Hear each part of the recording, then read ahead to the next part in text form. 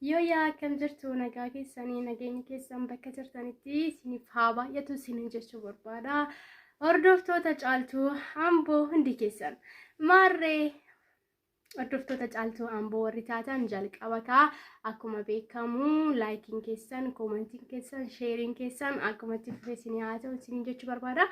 Kan immoo chaanala kanaaf haaraa taatan kottaa maatii ta'a, laayik, kooment, sabskiraayib gochuudhaan yeroo hundumaa wanta nuti qopheessinu wanta haaraa akka nu daawwattan abdii guddaa qabaa jechuudha.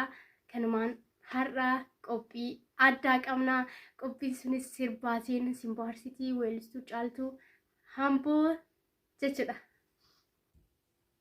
Fageenyatu na dhoweef maalee si yaaduu dhifne hadhaa koo. Maalee godhaa garuu fageenyatti ammaatu nagaan ta'i. Rakkatus Rabbii jira beeloftus obsi ta'i. Ani mucaan kee nagaadha. Hadhaa koo na yaadini himimmaan kee gaafasi yemmuu na gaggeessitu deessee guddistee na dhaabdetta.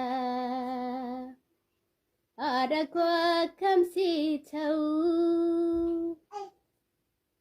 bifa jaallummaa keetii na guddisuudhaaf fixee otoo siin darbiin darbuuf deemta. Hadhaa koo akkamsi ta'u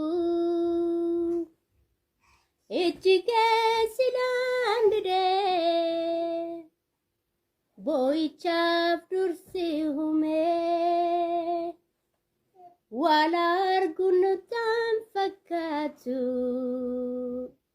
sabbataan gara hedduu.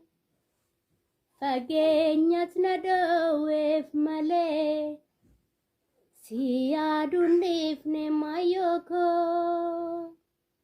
Maalee godhaa garuu fageenyatti ammaatu nagaan ta'i.